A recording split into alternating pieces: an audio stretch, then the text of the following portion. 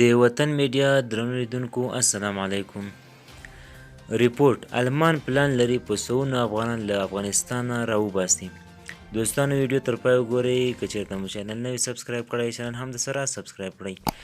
د المان حکومت پلان لري په راتلونکو 2 میاشتو کې په سوونو نور سیمه ییز کارکوونکي او له خطر سره مخامخ افغانان له المان ته انتقال کړي.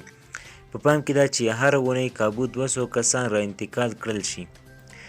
د ډیر شپیګل مجلې په حواله د آلمان د بهرنیو چارو وزارت پر دې حساب کوي چې په راتلونکو 2 میاشتو کې هر اونۍ کابو 200 افغانان د پاکستان لارې راوباسي.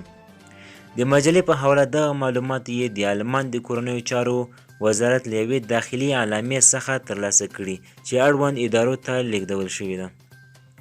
د آلمان حکومت طالبانو لخوا د کابل تر نیول کېدو وروسته د تخلیې په عملیاتو کې چې 2 اونۍ یې دوام وکړ تر 5,000 ډېر انسان را انتقال کړل.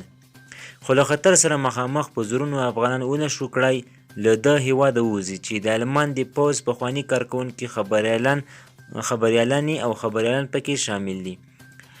آلمان د ځوانانو مسافرخانې او افغان کډوالو ته دروازې پرانیزي. د بهرنیو چارو وزیر هایکو ماس ژمنه کړې وه چې په افغانستان کې د آلمان پوځ د ماموریت تر پای وروسته به له خطر سره د مخامخ کسانو د انتقال لپاره هلې ځلې کوي. هغه افغانان چې اوس به د پاکستان لارې آلمان ته انتقالېږي د ریپورټ په حواله د سیمه ییزو کارکوونکو په نوملړ کې او یا له خطر سره د مخامخ کسانو په توګه د بهرنیو چارو وزارت په لیستونو کې شامل دي.